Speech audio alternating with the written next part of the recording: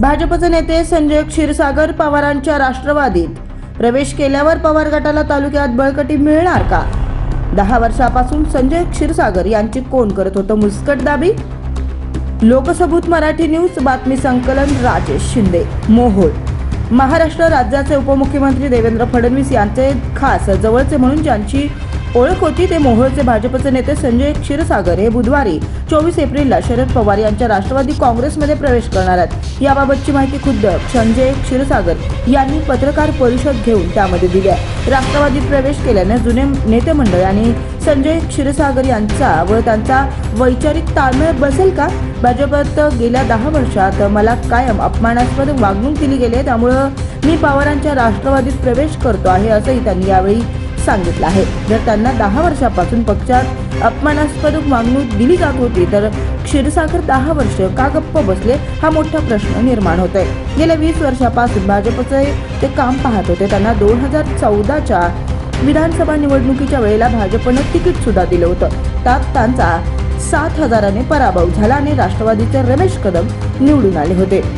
मध्यंतरीच्या काळात मुंबईत भाजपच्या वरिष्ठ नेत्यांची ते भेट घेण्यासाठी गेले असता त्यांना 3 दिवस भेट मिळाली नसल्याचं आता ते सांगत आहेत आणि त्यांनी त्याच वेळेस ती गोष्ट वरिष्ठ नेत्यांच्या कानावर का घातली नाही? 3 4 दिवस मुंबईत राहण्याची वेळ तुमच्यावर कोणी आणली आणि ती का आली? आपण सांगता की मी पक्षश्रेष्ठींकडे याची तक्रार केली, मग याचा विचार पक्षश्रेष्ठींनी गांभीर्याने का नाही केला? जिल्ह्यातील कोणकोणत्या नेत्यांच्या दबावामुळे माझ्यावर कायम अन्याय केला गेला याची नावेही आपण पत्रकार परिषद घेऊन त्यामध्ये दिलेली नाहीयेत. त्यामुळेच मी भाजप सोडण्याचा निर्णय घेतलेला आहे.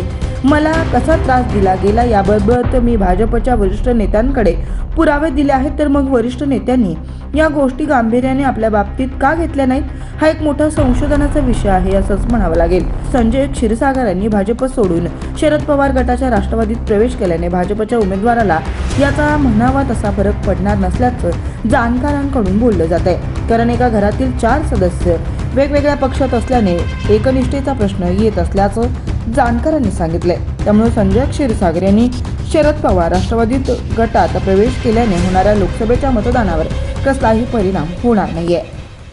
लोकसभूत मराठी न्यूजच्या बातम्या पाहण्यासाठी चॅनलला सबस्क्राईब करा व बेल आयकॉन प्रेस करा.